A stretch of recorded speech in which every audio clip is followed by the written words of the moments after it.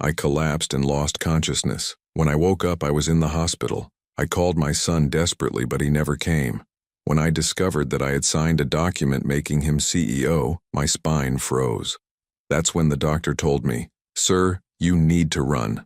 I'm glad to have you here. Follow my story until the end and comment the city you're watching from, so I can see how far my story has reached. My name is Stanley, and I'm 67 years old. 3 weeks ago, I thought I knew my son. I thought I understood the business I'd built with my own hands over 40 years. I thought the headaches and confusion I'd been experiencing were just signs of getting older. I was wrong about everything. It started on a Tuesday morning in September. I was sitting in my office at Morrison Construction, the company I founded when Michael was just 5 years old. The morning sun streamed through the windows overlooking the warehouse where my crews stored equipment worth over $2 million. I'd been feeling off for weeks, dizzy spells, moments where I'd forget what I was saying mid-sentence, a constant fog that seemed to cloud my thoughts. Michael had been visiting more frequently lately, always with his wife Jessica. They'd sit across from my desk, their faces filled with what I thought was concern. "Dad, you've been working too hard," Michael would say, his voice gentle but insistent. "Maybe it's time to think about stepping back." Jessica would nod sympathetically, her perfectly manicured hands folded in her lap. "We just want what's best for you, Stanley. The company needs fresh leadership, someone who can handle the stress." The pressure had been building for months. Every conversation somehow circled back to my declining health, my memory issues, my need to modernize the business. They brought in consultants who spoke in corporate jargon I'd never needed in 40 years of successful operation. They suggested digital systems to replace the personal relationships I'd built with every contractor, every supplier, every client. That Tuesday morning, Michael arrived earlier than usual. I was reviewing the quarterly reports, numbers that had been consistently strong despite their concerns, when he knocked on my door. "Dad, we need to talk." His tone was different somehow, more urgent. "I've been thinking about what we discussed last week." I looked up from the papers, squinting slightly. The headache was starting again, that dull throbbing behind my eyes that had become my constant companion. "What exactly did we discuss, son?" He exchanged a glance with Jessica, who had followed him in.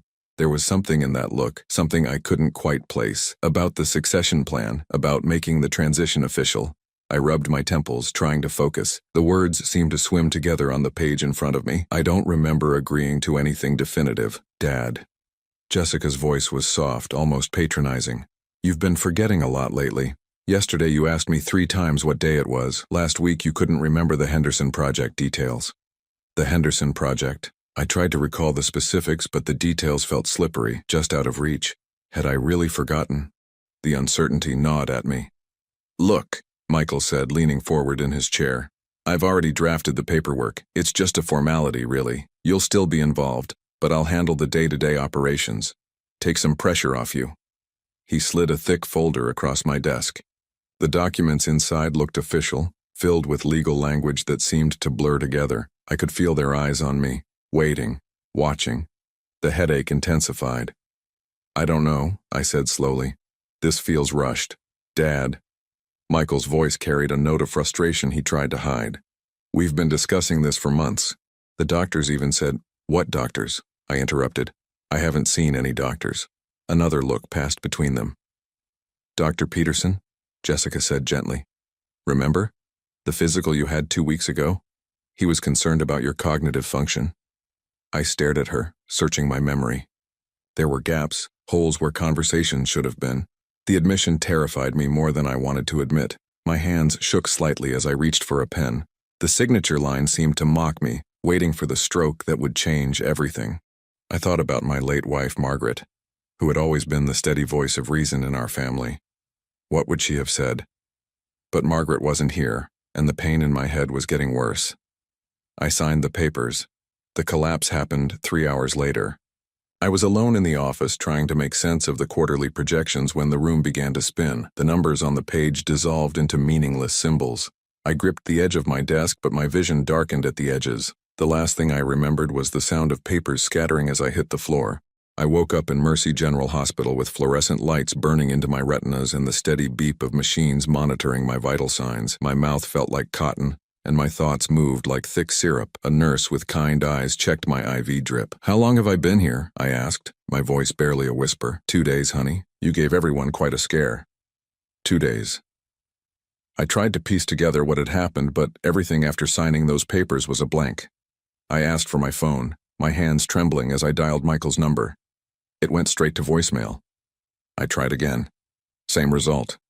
He's probably just busy, the nurse said, but her smile seemed forced. I called 6 more times over the next 8 hours. Michael never answered. Jessica didn't either, not once.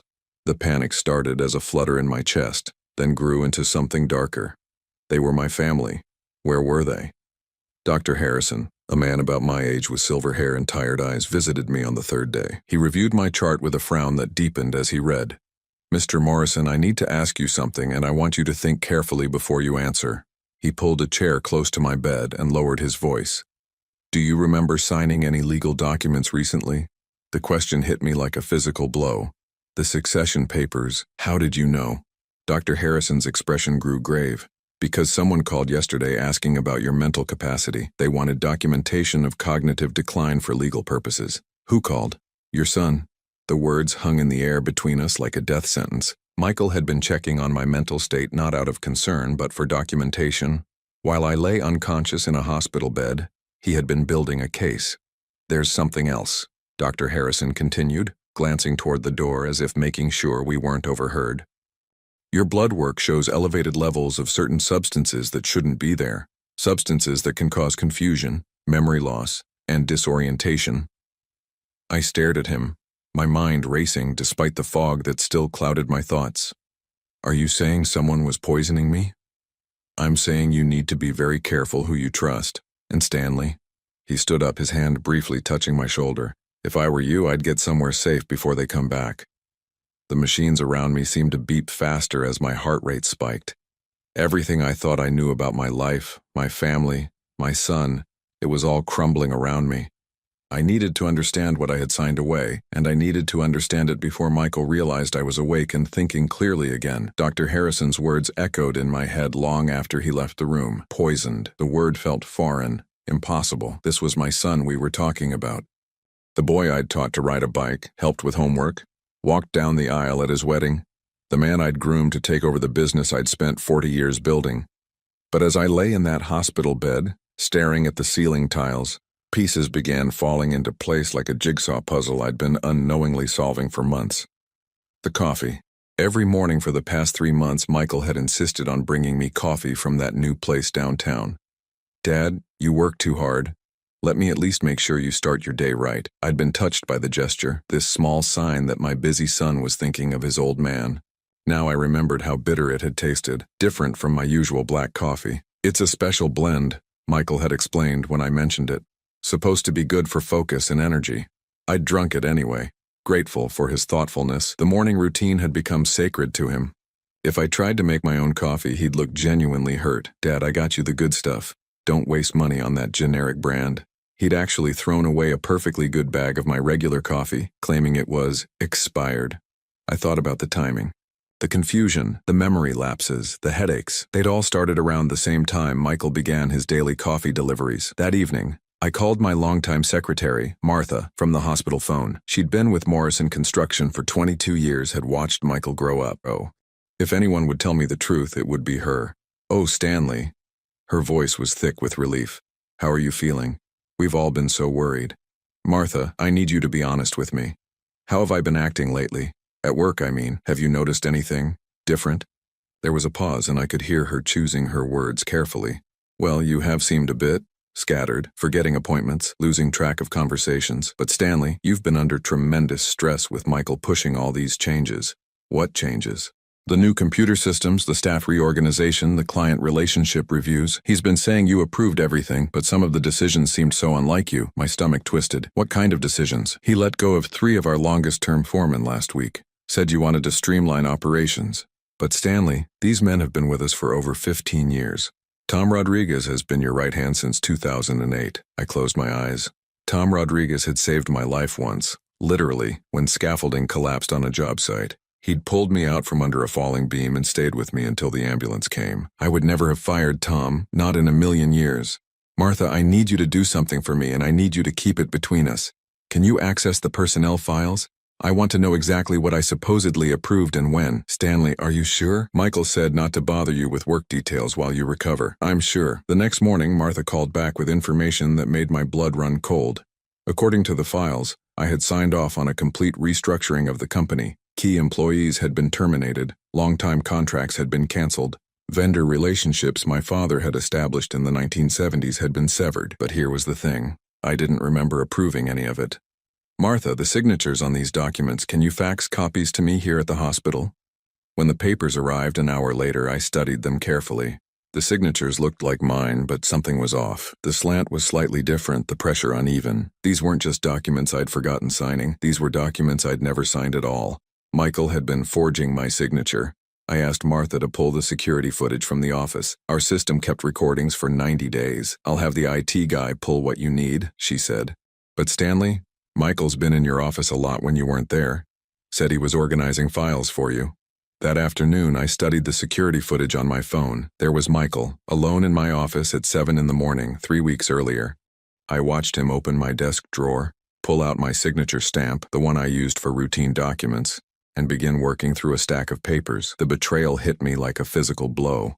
This wasn't just business ambition or impatience with an aging father. This was calculated theft. Michael had been systematically taking apart the company I'd built, piece by piece, while slowly poisoning me to make me compliant. But why? I'd always planned to leave him the business.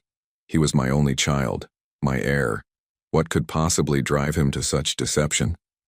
The answer came in an unexpected phone call later that day. A woman's voice, hesitant and nervous.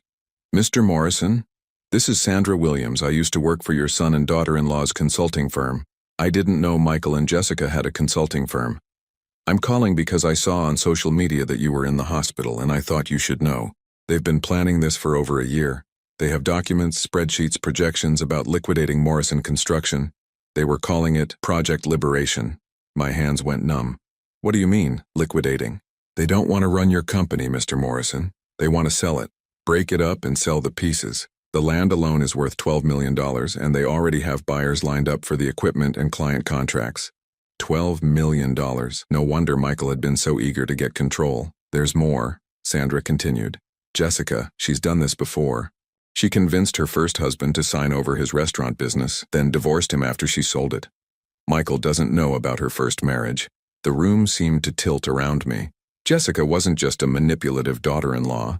She was a predator who had selected my son specifically for this con, and Michael, blinded by love and greed, had become her willing accomplice. I thought about Margaret, my wife of 38 years, who had died 2 years earlier. She'd never liked Jessica, had always said there was something calculating about her. That girl looks at our house like she's appraising it, Margaret had observed after their first dinner together. I'd dismissed her concerns as maternal jealousy. Now I realized Margaret had seen exactly what Jessica was from the beginning. After Sandra hung up, I sat in the hospital bed staring at my hands. These hands had built walls, poured foundations, created something lasting and good. These hands had held my son when he was small, taught him to use tools, showed him what honest work looked like.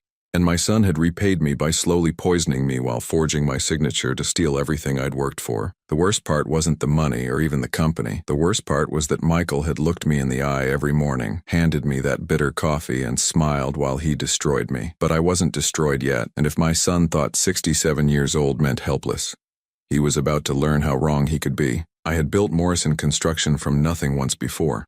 I'd survived the recession of 2008, the supply shortages of 2020, the labor disputes of the early 2000s. I'd buried my wife and kept working. I'd survived a heart attack at 59 and been back on job sites within a month. Michael had made one crucial mistake in his calculations. He'd underestimated his father. The nurses thought I was sleeping when I made the call that would change everything. But I wasn't sleeping. I was planning. The call I made from that hospital bed was to someone I hadn't spoken to in 15 years, my brother David. We'd had a falling out over our father's estate, something that seemed petty and meaningless now. But David was a retired federal investigator, and if anyone could help me understand the legal mess I was in, it was him. Stanley? His voice was surprised, but not unwelcoming. I heard about Margaret. I'm sorry I didn't make it to the funeral. David, I need help. I think my son is trying to steal my company. There was a long pause. Tell me everything. I spent an hour walking David through the details, the coffee, the forged signatures, the mysterious documents I'd signed while confused. David listened without interruption and I could hear him taking notes. Stanley, what you're describing sounds like elder abuse, financial exploitation. It's a federal crime if the amounts are large enough, and 12 million definitely qualifies. But he's my son. That makes it worse, not better. Family members who do this know exactly which emotional buttons to push. They count on the victim being too ashamed or heartbroken to fight back. David arranged to fly in from Phoenix the next day. He also suggested something that chilled me to the bone. Don't let them know you're onto them yet. Keep pretending you're confused. We need to document everything before they realize you figured it out. That evening, Michael finally showed up at the hospital. He walked in with a bouquet of flowers and that same concerned expression he'd worn for months. But now I could see the calculation behind his eyes. Dad, thank God you're awake. We were so worried. He set the flowers on the bedside table and pulled up a chair. How are you feeling? I forced myself to look confused, disoriented. Michael, what happened to me? You had an episode at the office. Stress-related, the doctors think. You've been pushing yourself too hard. I let my voice sound weak, uncertain. I don't remember much, did I? Did I sign some papers recently? Something flickered across his face, relief mixed with guilt. Just some routine business documents, Dad. Nothing important. Don't worry about work right now. But the company is in good hands. I'm taking care of everything just like we discussed. You need to focus on getting better.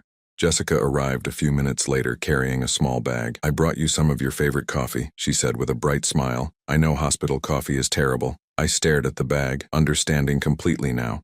They were planning to continue drugging me even here in the hospital. The audacity of it was breathtaking. That's so thoughtful, I said, accepting the bag with trembling hands. But the doctors have me on a restricted diet right now, maybe later. Of course, Jessica said, but I caught the flash of annoyance she tried to hide. They stayed for 20 minutes, filling the air with meaningless chatter about my health and their concern. When they left, promising to return tomorrow, I waited exactly 30 minutes before calling David back. They just tried to give me more of the drugged coffee in the hospital. Jesus Christ, Stanley, these people are dangerous. I'm flying out tonight. David arrived the next morning looking like the federal agent he'd once been. Sharp suit, careful eyes, and a briefcase full of legal documents. He'd spent the red-eye flight researching elder abuse cases and had some sobering news. I've seen cases like this before. The pattern is always the same. Isolate the victim, create confusion and dependency, then systematically strip away their assets. The fact that they're continuing to try to drug you suggests they're not done yet. What do you mean? Think about it, Stanley. They have control of the company now, but you're still alive. You could potentially challenge what you signed. You could tell people what really happened, for their plan to work completely. He didn't need to finish the sentence. I understood. As long as I was alive and coherent, I was a threat to them. We need to move fast, David continued. I've already contacted a lawyer who specializes in elder abuse cases. Patricia Chen. She's tough as nails and she hates people who prey on seniors. Patricia arrived that afternoon. She was a small woman in her 40s with the kind of intense focus that made you understand why she'd never lost a case. She reviewed the documents David had gathered, her expression growing darker with each page. Mr. Morrison, this is one of the most systematic cases of elder abuse I've seen. They didn't just steal from you. They created an entire false narrative about your mental decline to justify it. She showed me printouts that made my stomach turn. Michael had been posting on social media about my deteriorating condition, sharing photos of me looking confused or tired, building a public record of my supposed dementia. Look at this, Patricia pointed to a Facebook post from 3 weeks earlier.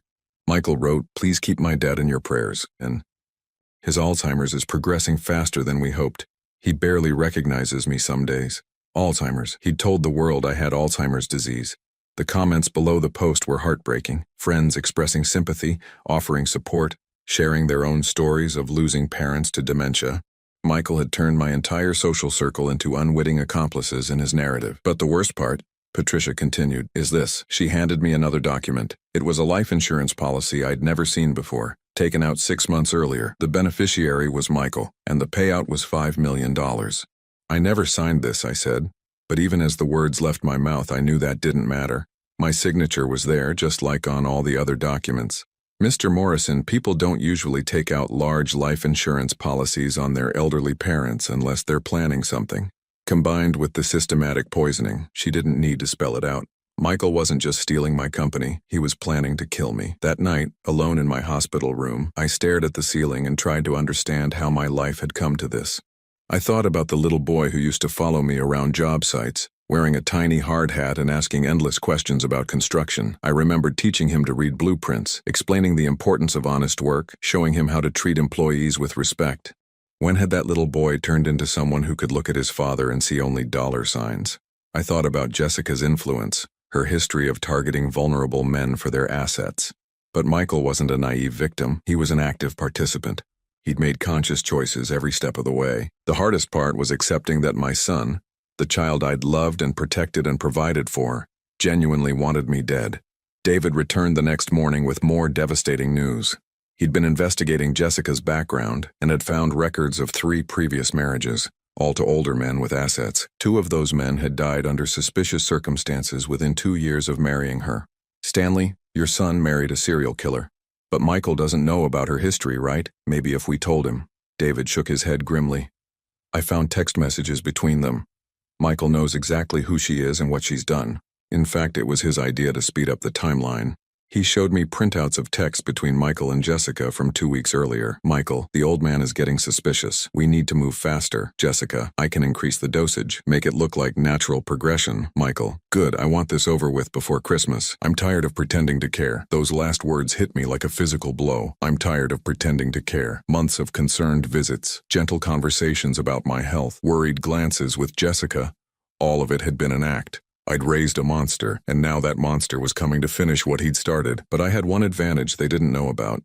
I was no longer the confused, vulnerable old man they thought they were manipulating. I was Stanley Morrison, and I'd built everything they wanted to steal with my own hands. If they wanted a war, they'd picked the wrong enemy. The revelation about the life insurance policy and Michael's text messages changed everything. This wasn't just theft anymore, this was attempted murder. But Patricia Chen had given me hope along with the devastating news. Mr. Morrison, there's something you need to know about the documents you signed, she said, pulling out a thick legal folder. I've reviewed everything, and there's a problem with the succession paperwork, a big problem. I leaned forward in my hospital bed, ignoring the IV tube that pulled at my arm. The power of attorney and corporate transfer documents were filed incorrectly. Your son's lawyer made a crucial error. They didn't properly notarize several key pages and they filed in the wrong jurisdiction. Legally speaking, those documents are invalid. For the first time in weeks, I felt something other than despair. What does that mean exactly? It means you're still the legal owner and CEO of Morrison Construction. Michael has been operating under false authority. Every decision he's made, every contract he's signed, every person he's fired, none of it is legally binding. David whistled low.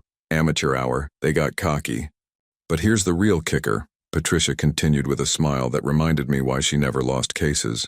Because Michael has been representing himself as the legal CEO while knowing the documents were invalid, he's committed fraud. Criminal fraud. Can we prove he knew? Oh yes, I've already requested records from his lawyer's office. There are emails going back 6 weeks where they discuss the filing problems. Michael chose to proceed anyway. That afternoon, Patricia and David helped me understand the full scope of what Michael had been planning. Using the invalid documents, he'd already signed preliminary agreements to sell 3 major pieces of company property. He'd terminated contracts worth over $800,000. He'd liquidated the employee pension fund and transferred the money to an account Jessica controlled. The good news, David explained, is that all of these transactions can be reversed since he had no legal authority to make them. The bad news is that we need to move fast. Once they realize you're onto them, they'll either accelerate their timeline or disappear entirely. What do you mean, disappear? Patricia showed me airline confirmations she'd obtained through legal channels. They have tickets to the Cayman Islands booked for next week. One-way tickets. The plan was becoming clear.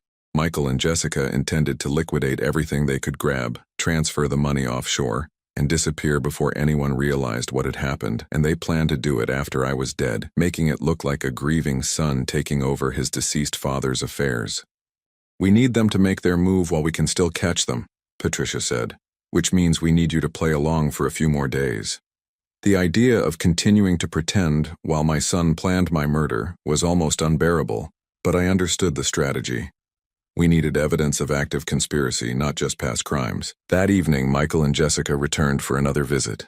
I forced myself to appear weak and disoriented, even though every instinct screamed at me to confront them. "Dad, you look better today," Michael said, but his eyes were calculating, assessing. "The doctors say you might be able to come home soon." Home. The word sent a chill through me. In their minds, home was where they could control my environment completely, where they could increase the poisoning without medical supervision. "I miss my own bed," I said, letting my voice sound wistful and tired. "And my morning coffee routine."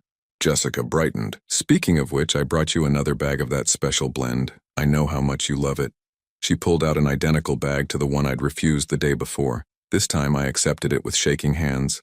"Thank you, dear. You're so thoughtful." "We just want you to be comfortable, Dad," Michael said. "We've been preparing the house for when you come home, making sure everything is ready for your condition." What kind of preparations, I wondered. Had they already purchased whatever they planned to use to finish me off? After they left, I handed the coffee bag to David, who'd been waiting in the hospital cafeteria. "Send this to the lab immediately. I want to know exactly what they're putting in it." The results came back the next morning and confirmed our worst fears. The coffee contained a cocktail of substances: benzodiazepines to cause confusion and memory loss, digitalis to affect heart rhythm, and something called succinylcholine, a paralytic agent used in anesthesia that, in the right dose, could cause respiratory failure. "This isn't just abuse anymore," Patricia said grimly. "This is a murder weapon." David was already on the phone with federal authorities. "We have enough evidence now to make arrests, but we need to be strategic about timing." "What do you mean? If we arrest them now, they'll claim they were just trying to help you, that they didn't know the coffee was dangerous. Jessica will say she got the blend from some health food store and had no idea what was in it. We need them to escalate, to do something that makes their intent undeniable." The plan Patricia and David devised was risky, but brilliant. We would let Michael know I was being discharged in 2 days, supposedly to return home under his care. This would force them to accelerate their timeline, hopefully into making a mistake that would provide irrefutable evidence of attempted murder.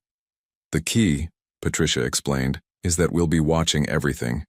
FBI surveillance will be monitoring the house, recording devices will capture every conversation, and a medical examiner will be standing by to document any attempts to poison you. And if something goes wrong, it won't," David said firmly. "We'll pull you out the moment there's any real danger." That afternoon I had a conversation with Dr. Harrison that was partially real and partially performance. We knew Michael had people monitoring my medical status, so we needed to give them the information that would trigger their final move. "Mr. Morrison, I'm pleased to say you've recovered well from your episode," Dr. Harrison said, his voice carrying just far enough for the nurse's station to overhear. "Your cognitive function appears to be returning to normal. We'll be discharging you day after tomorrow." I saw one of the nurses, someone I didn't recognize, immediately reach for her phone. Within an hour, Michael was calling to check on my progress. "Dad, that's wonderful news about coming home. Jessica and I are so excited to take care of you." "I can't wait," I lied. "I miss my regular routine." "Don't worry, we'll make sure everything goes back to exactly the way it was." After I hung up, I sat in my hospital bed contemplating the magnitude of what my son had become. This wasn't just greed or impatience, this was cold-blooded calculation. Michael had looked at his father and decided my life was worth less than the money he could steal from my death. But I had one more card to play, something neither Michael nor Jessica knew about. Before Margaret died, she'd insisted on setting up a separate safety account, money I could access independently if anything ever happened to our main finances. "You never know when you might need resources people don't know about," she'd said with that practical wisdom that had made her such a good partner for 40 years. At the time, I'd thought she was being overly cautious. Now I realized my wife had been preparing for exactly this situation. Margaret had seen something in Michael that I'd been too blind to recognize, and she'd tried to protect me from beyond the grave. The account contained $250,000.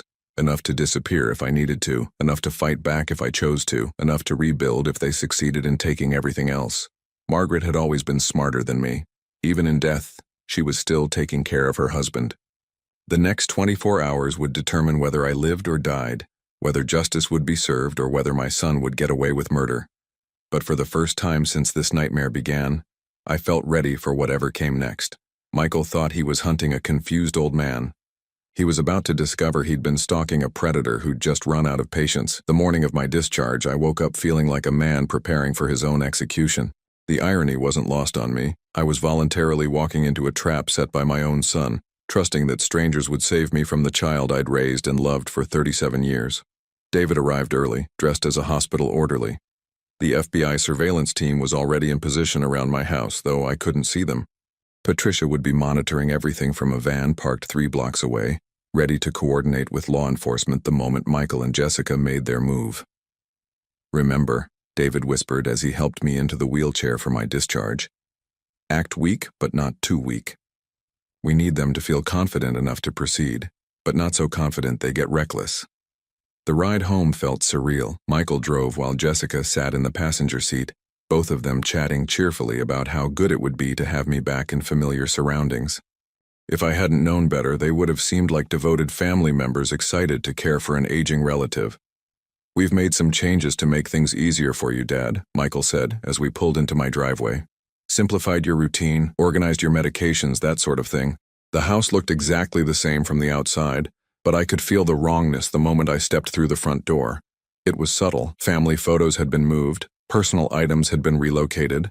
The furniture arrangement was slightly different. They'd been living here, making themselves at home while I was in the hospital. "Let's get you settled in your chair," Jessica said, guiding me to my usual recliner in the living room. "I'll make you some coffee. I know how much you've missed your morning routine."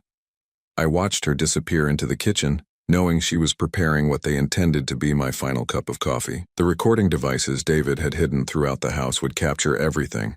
The surveillance team outside was ready to intervene if things went too far. But sitting in my own living room, surrounded by 40 years of memories, the reality of what was happening hit me like a sledgehammer. This was where Margaret and I had raised Michael.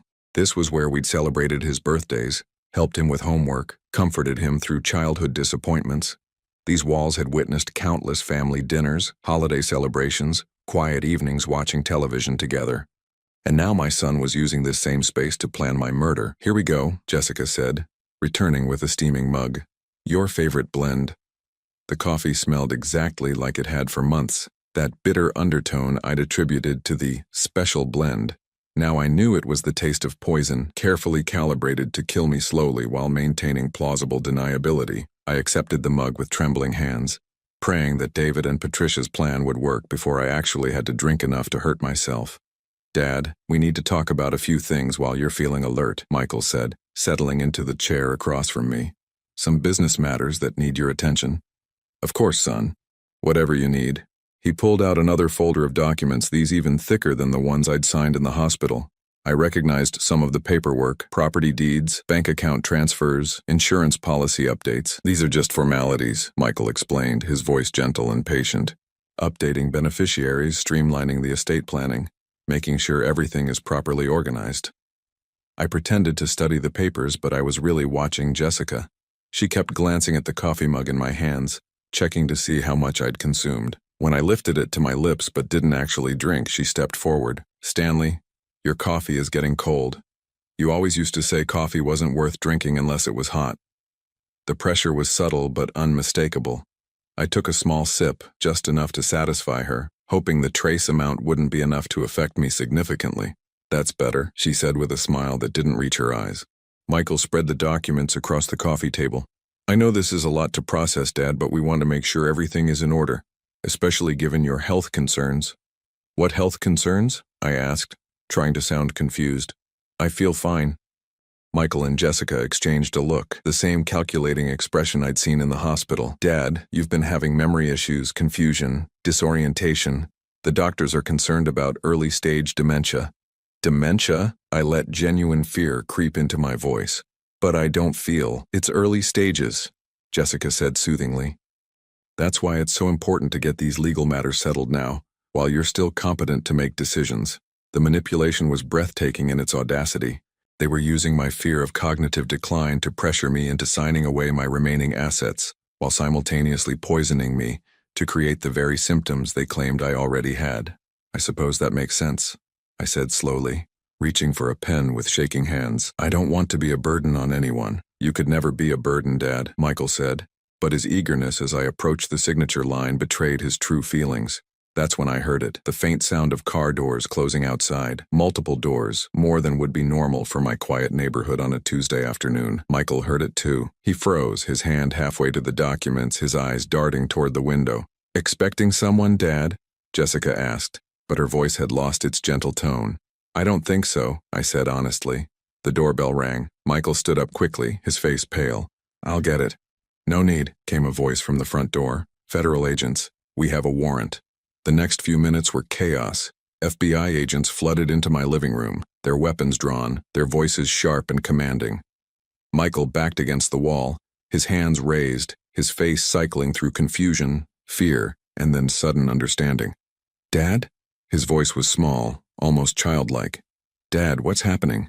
I looked at my son, really looked at him, for what I knew would be the last time. Even caught red-handed, even surrounded by evidence of his crimes, he was still trying to manipulate me, still calling me Dad, as if that word meant anything after what he'd done.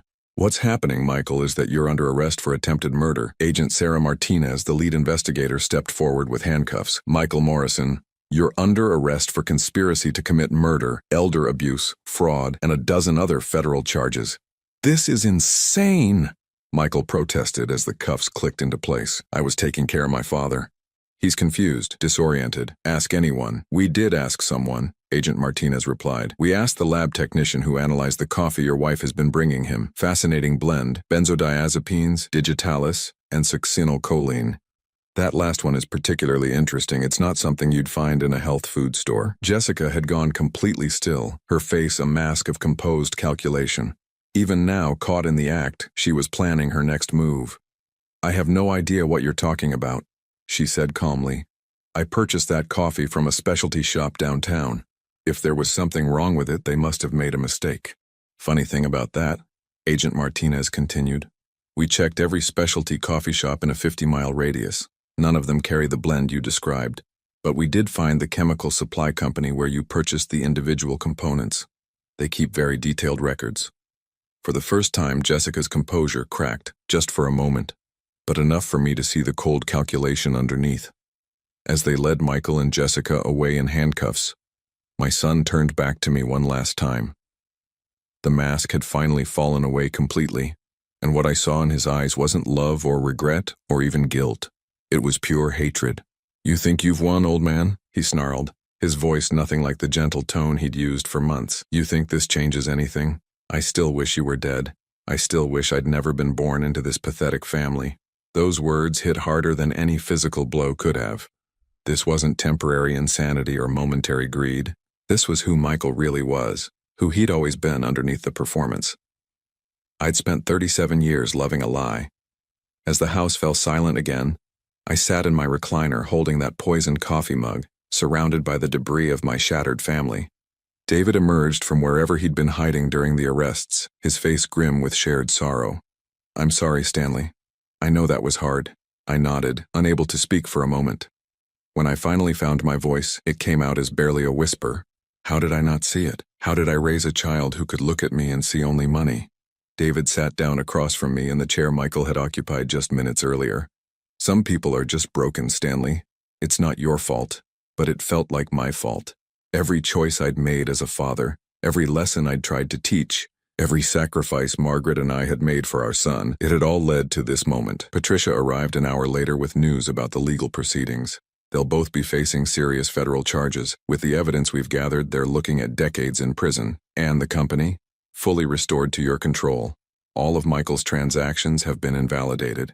Your employee's pension fund will be returned within the week. I should have felt relief or satisfaction or something resembling victory. Instead, I just felt empty. The son I'd loved was gone, had never really existed in the first place. The company I'd built was saved, but what was the point of an empire with no one to inherit it? That night, alone in the house that suddenly felt too big and too quiet, I made the most important decision of my life. 3 months after Michael and Jessica's arrest, I stood in the offices of Morrison Construction watching Martha train her replacement. At 73, she'd decided it was time to retire, and I couldn't blame her.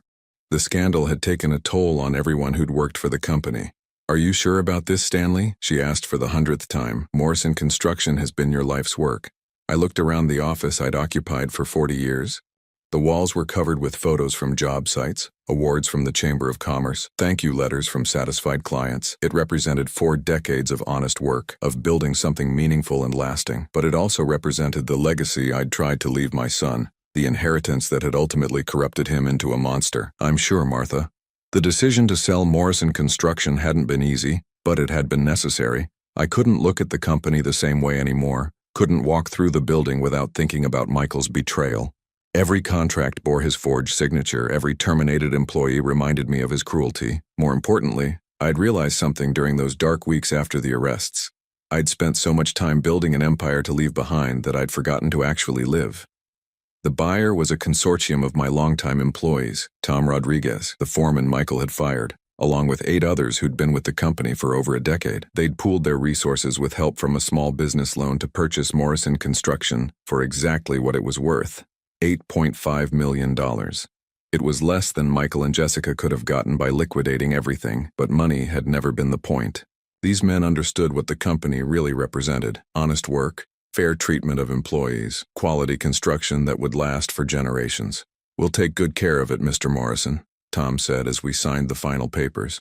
"Everything you built here, everything you taught us, it'll continue. I know it will. That's why I wanted you to have it." Patricia had handled the legal aspects of the sale, making sure every detail was properly documented. The transaction would be final within 30 days, at which point I would no longer be Stanley Morrison Construction Company owner. I would just be Stanley Morrison, a 67-year-old man with no obligations to anyone but himself. "What will you do now?" Patricia asked as we walked out of the lawyer's office. I smiled, feeling lighter than I had in months. "I'm going to disappear." The plan had been forming in my mind since the night of the arrests. I was going to take Margaret's hidden nest egg, combine it with a portion of the money from selling the company, and start over somewhere completely new, somewhere Michael would never think to look for me, even if he ever got out of prison. David had suggested Florida, anonymous retirement communities where a man with some money could blend in easily. But I had a different destination in mind. Margaret and I had honeymooned in a small coastal town in Oregon called Bandon.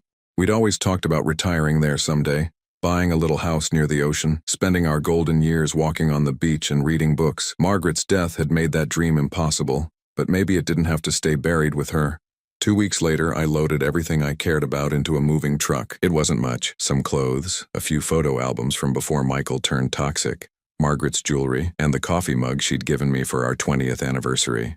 The rest of it, the furniture, the electronics, the accumulated possessions of 40 years in the same house, I donated to charity. Let someone else make new memories with those things. I didn't leave a forwarding address. The house sold quickly to a young couple with 2 small children. Standing in the empty living room where Michael had tried to poison me, watching their kids run excitedly through the rooms, I felt a peace I hadn't expected. This place would have love in it again, real love, not the poisonous imitation my son had offered.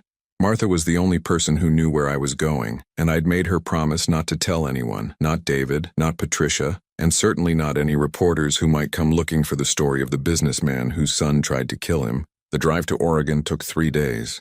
I took the scenic route, stopping at roadside diners and small-town motels, enjoying the freedom of having nowhere I needed to be and no one expecting anything from me. Bandon was exactly as I remembered it. A tiny community perched on dramatic cliffs overlooking the Pacific Ocean. The real estate market was expensive, but I had enough money to buy a small cottage just 2 blocks from the beach. The house was nothing like the sprawling suburban home I'd shared with Margaret and Michael. It was compact, efficient, designed for one person who needed very little to be happy. The living room had a picture window overlooking the ocean, and on clear days I could see fishing boats working the waters where Margaret and I had once walked hand in hand. I furnished it simply: a comfortable chair for reading, a small television, a kitchen table for one.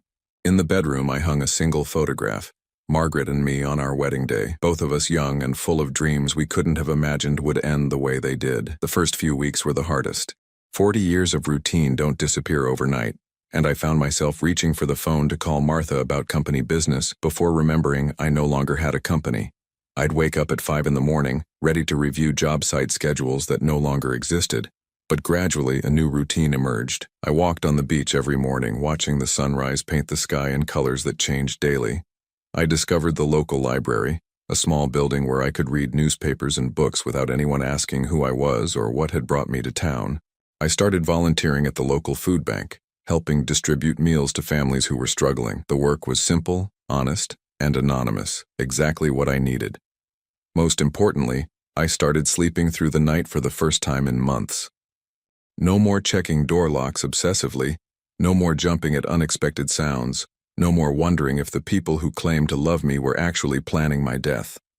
6 months after moving to Bandon, I received my first letter from Michael.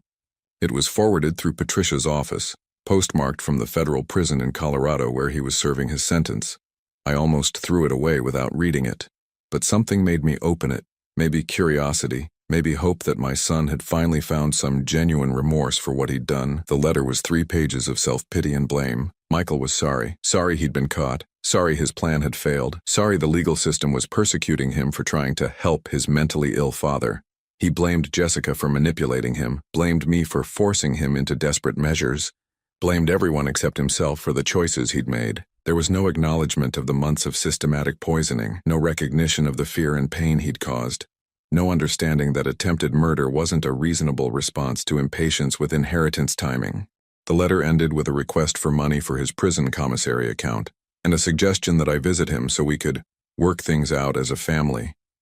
I read it twice, then fed it into the fireplace I'd installed in my cottage. Watching it burn, I felt the last connection to my old life dissolve into ash. Michael wasn't my son anymore.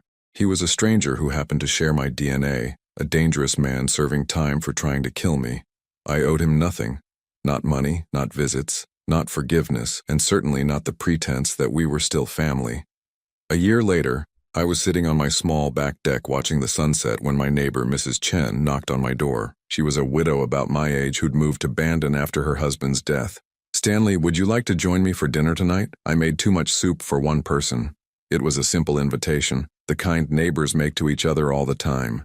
But it represented something I'd almost forgotten existed: human connection without ulterior motives, kindness without manipulation, companionship without conspiracy. "I'd like that very much," I said.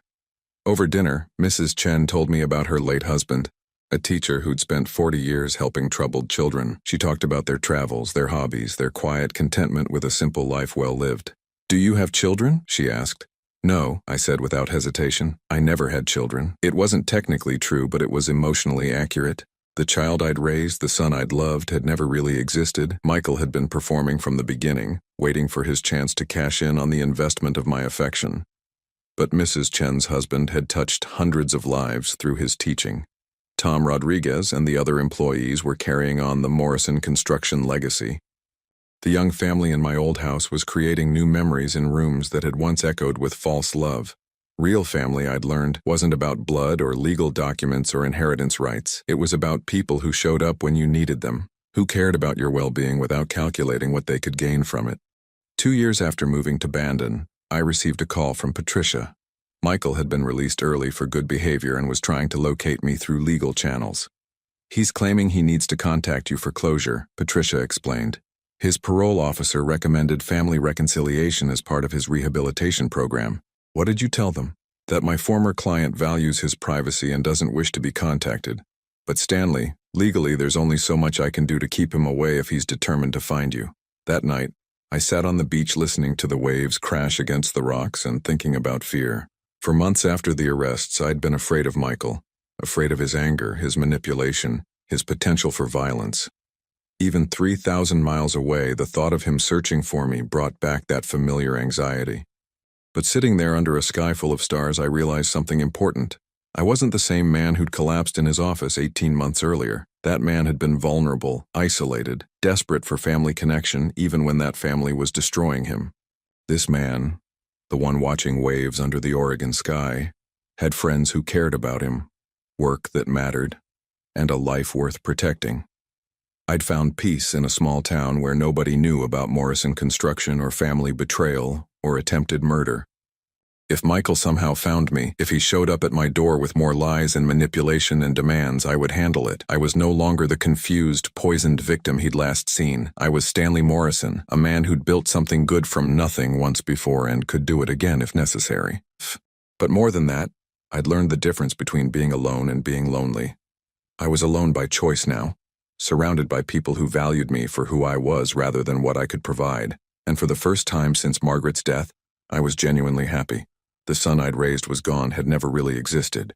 But the life I'd found in his absence was more peaceful than anything I'd known in years. Sometimes the best inheritance isn't what you leave behind, it's what you finally allow yourself to keep.